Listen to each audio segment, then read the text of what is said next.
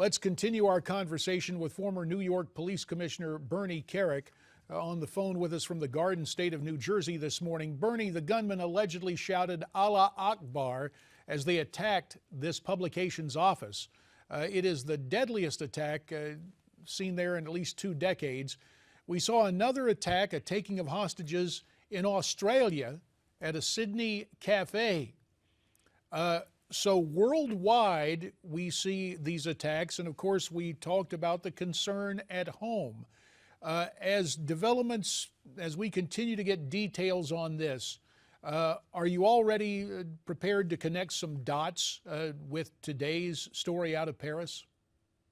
Well, JD, listen, you have to look at the history, of these sort of attacks and the people that, commit these attacks. They go back to 1985 when they threw Leon Klinghoffer off of the Achille Lauro, or they bombed the embassy in Beirut, our embassy in Beirut, and killed nearly 300 Marines in 1983.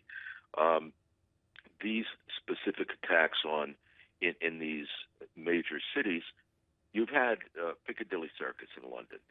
You've had the bombing in Spain of the trains. You've had the attack on the World Trade Center in New York City. It's all the same people.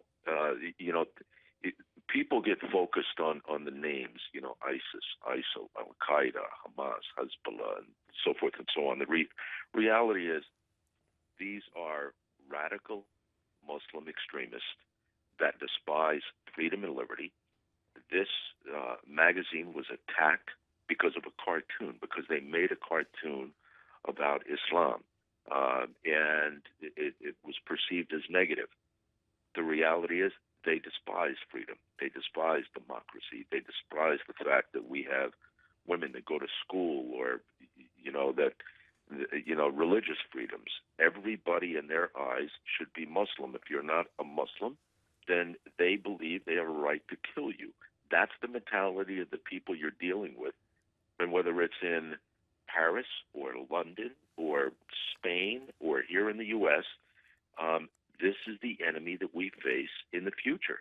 And we're either going to fight them and kill them abroad, or you're going to fight them here, because they're here and they're coming here.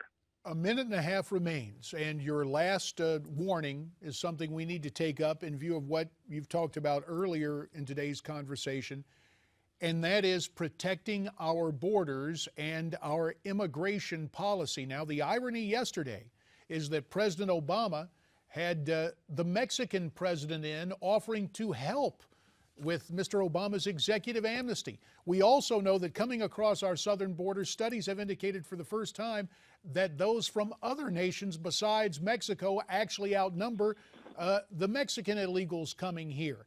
In the minute that remains, Bernie, what do we need to do on our southern border, our northern border, and our ports of entry? Well, look, the borders are probably one of the biggest issues right now. Immigration is one thing. Terrorism is another. There is an enemy abroad that wants in this country.